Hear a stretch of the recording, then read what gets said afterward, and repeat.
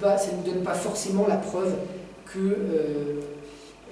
Bourbon était défendu par des murins. Et pour finir, quelque chose pour vous montrer que le groupement de recherche, même s'il se concentre sur l'habitat de l'agglomération de Bourbon, essaye aussi d'ouvrir un petit peu sur le terroir autour. C'est le cas particulier du petit hameau du Pou, aujourd'hui le Pou d'en haut, qui est le long de la route nord-est de Bourbon, en direction de Saint-Menou, qui est mentionné déjà sur la carte de Cassini avec cette orthographe-là, le Pou. Alors pourquoi on s'y intéresse? Parce que déjà sur la carte de Cassini, on a un petit détail intriguant, c'est cette chapelle qui est figurée ici, avec ce vocable s'inspire. Et s'inspire, c'est un vocable vraiment rarissime, qui est celui d'un des premiers, du premier évêque en fait de Bayeux, qui est en exercice entre 390 et 405 de notre ère. Donc c'est un évêque vraiment de la toute fin de l'Empire romain, avant le vrai début en gros du Moyen-Âge, d'un point de vue historique.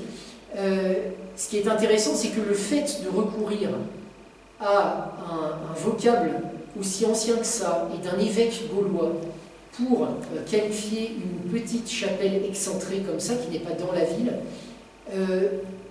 nous fait penser à un schéma qu'on retrouve de plus en plus, c'est-à-dire qu'à l'époque carolingienne, sous Charlemagne et ses descendants, on va beaucoup construire de chapelles dans les campagnes, ce qu'on appelle des églises au champ, dans la littérature scientifique, qui sont des églises destinées un petit peu à christianiser les terroirs qui sont encore loin des églises urbaines. On va en faire des fois très très loin des villes pour desservir tout un bassin de vie, et une même église va desservir quelquefois plusieurs villages dans un diamètre de 20 km. C'est pas du tout étonnant à cette époque-là que les gens fassent entre 10 et 20 km à pied pour venir à quelques offices de l'année auxquels ils assistent. Et dans le même temps qu'on fait ces églises rurales, ces églises au champ, la plupart du temps, à l'époque carolingienne, on va leur donner des vocables qui sont des patrons qui sont très gaulois.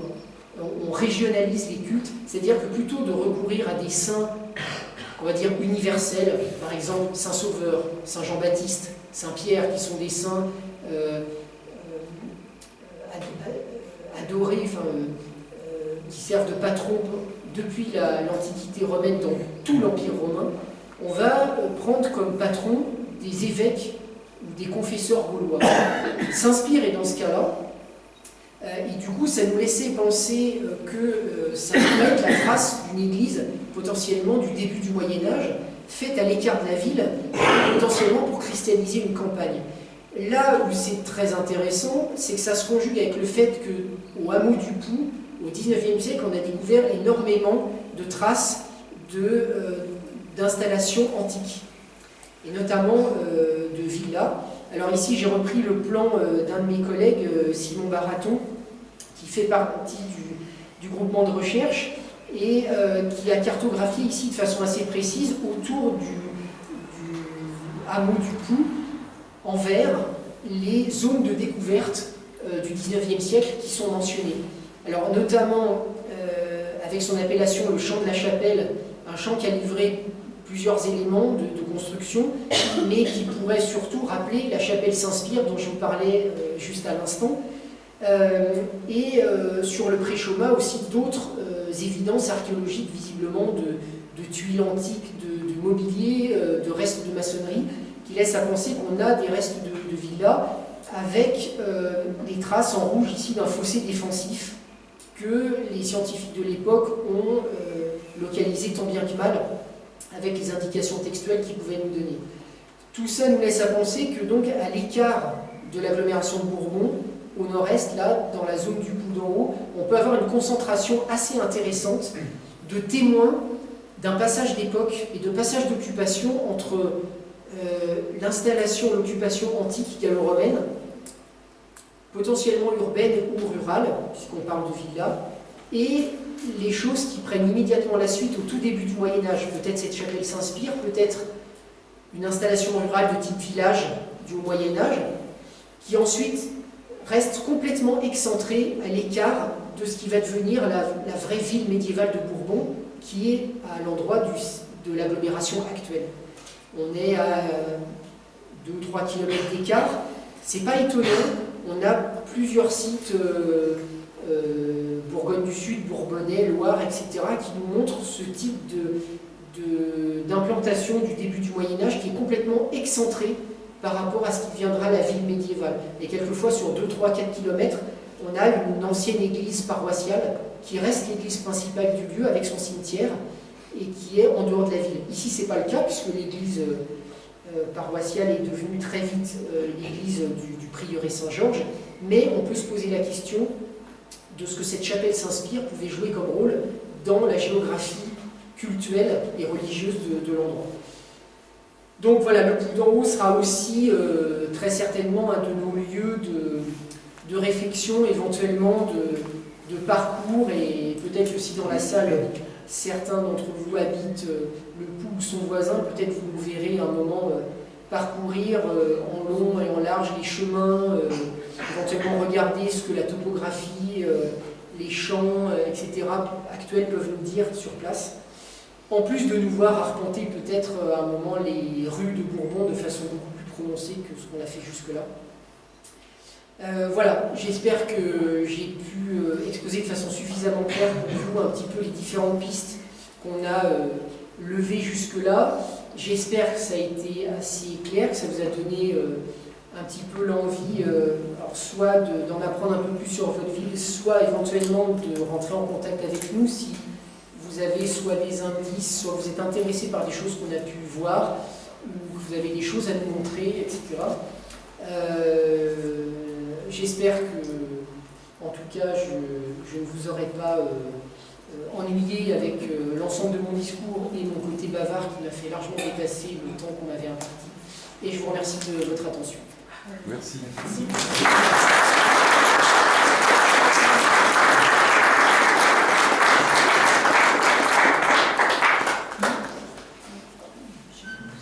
Si vous avez des questions... Je voulais savoir le nom de Villefranche, ça vient d'où? Parce qu'on retrouve des Villefranches dans tout le territoire. Ouais. Est-ce que ça signale un affranchissement de charges, d'impôts? Exactement, c'est tout à fait ça. La plupart du temps, ça vient du latin villa franca, c'est-à-dire une ville ou un village qui est affranchi en termes de liberté économique, juridique, commerciale. Donc on lui donne des libertés, on lui octroie un statut juridique particulier. Et la plupart du temps, on l'appelle Villefranche ou Francheville. Les deux appellations sont vraiment équivalentes. Et donc là, la question qu'on se pose pour Villefranche, le fait que ça soit excentré, qu'il y ait son propre système de défense, qu'il y ait ce plan assez perpendiculaire dont je vous ai parlé tout à l'heure, me laisse penser personnellement qu'on est sans doute sur un quartier qui a fait l'objet d'une forme de fondation volontaire, sans doute sous forme de lotissement, potentiellement à la fin du Moyen-Âge, à une zone qui pourrait être une zone de contact entre le prieuré de Vernouillet et la ville de Bourbon. On a deux pouvoirs là, un pouvoir monastique et un pouvoir châtelain qui se heurtent ou qui travaillent ensemble. Il est très courant au Moyen-Âge qu'on ait des seigneurs qui travaillent ensemble et qui fassent ce qu'on appelle des contrats de pariage, c'est-à-dire qu'ils fondent ensemble un quartier de ville, un bourg rural ou urbain, etc., sur lequel ils vont avoir tous les deux des droits de seigneurie et ils vont partager des redevances, alors à moitié ou selon des parts variables, mais chacun met au pot pour aider à la constitution de ces quartiers-là. Donc soit va appeler ses propres sujets, ses propres paysans, etc., va essayer de les amadouer pour qu'ils viennent peupler ce nouveau bourg, soit vont appeler des gens extérieurs d'autres possessions qu'ils ont ailleurs, mais en tout cas ils participent tous les deux à la mise en place du quartier. Il y en a un souvent qui se charge d'amener sur place un géomètre pour pouvoir tracer le quartier en question, qui réquisitionne des maçons ou sous forme de corvée des paysans pour faire les bornes, les premiers éléments emblématiques de la Villefranche ou de la Francheville, etc. Voilà. Donc là, Villefranche, c'est potentiellement un cas comme ceci qui se passe. Voilà. D'autant plus que, alors on peut s'appuyer sur cette illustration-là, mais d'autant plus que quand on regarde, ici j'essaie de reporter sur la carte, si ça pouvait servir de base pour des questions de l'assistance, j'essaie de reporter sur la carte un peu les éléments que nous donnent les terriers, mais aussi René Germain par rapport au terroir et aux délimitations territoriales un petit peu autour de Bourbon. Et outre les croix que j'ai marquées en croix noire, la position d'un hôtel-dieu qui est très très excentré, la position d'une maladrerie à Saint-Lazare pour la peste, on se rend compte qu'autour de Bourbon, les libertés qui sont données au XIIIe siècle par les ducs mentionnent toute une série de bornes qui délimitent ces libertés, qu'on peut essayer de replacer dans le paysage. C'est ce que j'ai essayé de faire. Alors, c'est pas très certain, mais c'est ce que j'ai essayé de faire avec ces cercles verts. Je me suis basé sur la toponymie en regardant les noms de lieux qui sont mentionnés au XIIIe siècle et en regardant dans la carte et le paysage et en regardant avec la logique que les terriers me donnaient, où est-ce qu'on pourrait placer ces bornes. C'est ce que j'ai fait, et vous voyez que le territoire qu'on trace est assez irrégulier et passe juste à la limite entre Bourbon, stricto sensu, et Villefranche. Villefranche est vraiment en dehors de la franchise, entre guillemets, et pourrait donc avoir ses propres franchises, être une sorte d'excroissance de cette liberté juridique et commerciale que le seigneur châtelain ou les deux seigneurs ensemble ont cherché à créer sur la bordure de ce territoire-là. Alors pourquoi sur la bordure? Potentiellement pour densifier la population, parce que c'était peut-être une hauteur qu'on avait du mal à peupler, peut-être pour créer une sorte de point de surveillance de guet dont je parlais tout à l'heure, puisqu'on n'a pas les murs de défense de Bourbon, on essaye peut-être de ce côté-là d'avoir une sorte de quartier excentré, défendu, qui puisse nous donner l'alerte aux habitants. Ça peut être pour mettre en valeur un terroir particulier. Il faudrait pouvoir comparer, mais a priori, le terroir de Villefranche, sur ces hauteurs-là, est très bien aménagé en vigne. Et la vigne est un bien rural qui rapporte énormément au Moyen-Âge, qui est très emblématique. Tous les seigneurs veulent avoir des biens en vigne, parce que ça rapporte beaucoup, ça permet de vendre soi-même son vin, et ça pose son statut social. Il n'a pas de vigne qui veut. Donc Villefranche pourrait être une sorte de projet à la limite de ces franchises du XIIIe siècle, et peut-être parce qu'on ne veut pas déplacer les bornes, on ne veut pas faire une extension de la franchise sur ce flanc ouest, donc on crée un quartier avec ses propres libertés, son propre terroir, et qui va être une forme d'entreprise de mise en œuvre agricole pour attirer les nouveaux habitants, etc. etc. Voilà, c'est une des hypothèses. Excusez-moi, monsieur. Oui. Vous ne faites pas évocation de la franchise de Bourbon. Or, la franchise de Bourbon, elle est écrite.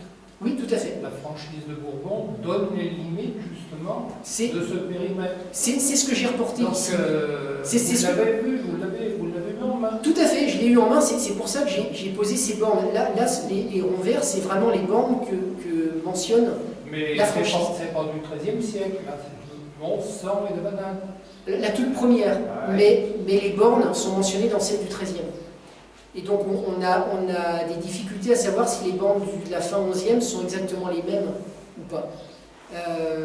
Après, il y a toute une partie du document qui a été recopiée, on n'a pas l'original, donc il faut aussi être un petit peu prudent avec tout ça. Mais oui, j'ai utilisé le texte qui a été édité par Achille Allier, puis par René Germain, et c'est en m'appuyant sur ces textes que j'ai placé ces bornes-là. Donc les toponymes donnés dans le texte médiéval sont très évasifs. Hein. On dit la borne qui est près de la maladrerie de Saint-Lazare, par exemple, la borne qui est vers Nostre-Perrière. J'ai fait le lien avec la Perrière commune de Bourbon, dont le terrier parle, et qui, au XVIIe, et qu'on peut très bien localiser. Mais le pré du Maine, par exemple, est très flou, etc. etc.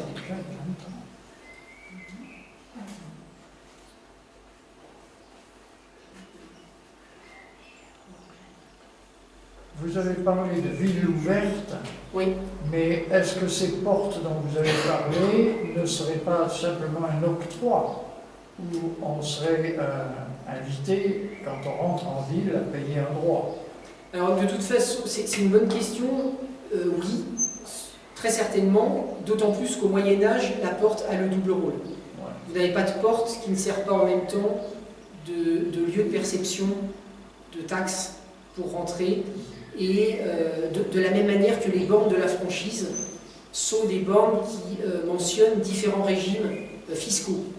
Quand vous avez des biens dans la franchise, vous ne payez que très peu d'impôts. Quand vous avez des biens hors de la franchise, vous payez beaucoup plus d'impôts au duc.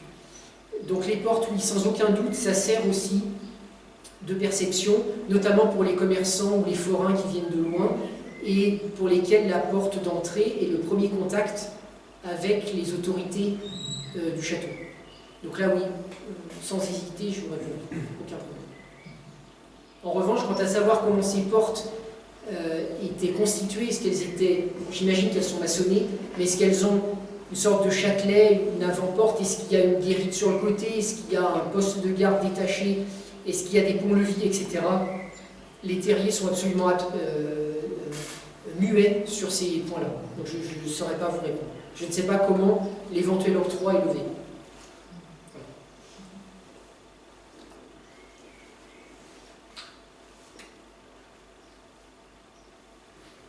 Je vous ai tous assommés, il n'y a pas d'autres questions.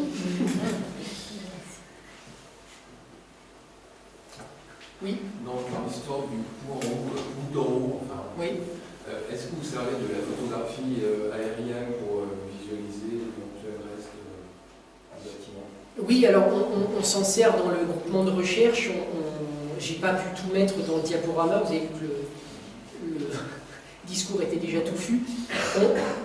Il y a déjà eu des survols anciens sur le coup d'en haut qui ont montré des traces, alors rectangulaires, difficilement interprétables pour l'instant. Il faudrait pouvoir les croiser avec d'autres choses, donc notamment de nouveaux survols en temps sec au moment où les terrains révèlent le plus possible les contrastes vus d'avion.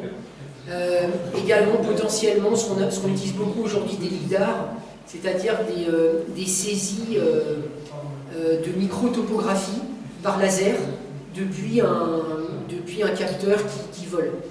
Donc la plupart du temps avec un avion qui vole assez haut, et on peut couvrir des grandes surfaces et avoir une précision quasiment au centimètre ou au demi-centimètre sur de vastes surfaces si c'est bien fait.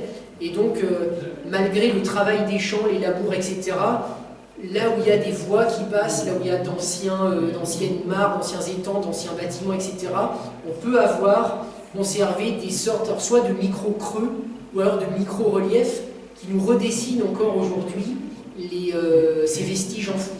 Alors qu'il faut les exploiter d'une façon particulière, mais c'est des types de clichés qu'on utilise, alors ça prend énormément de temps, c'est très chronophage.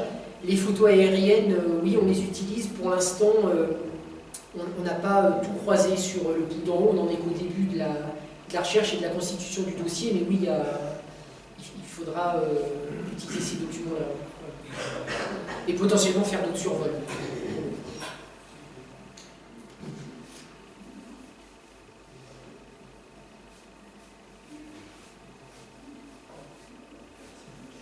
Voilà, merci beaucoup. Eh bien, merci à vous. Merci à vous.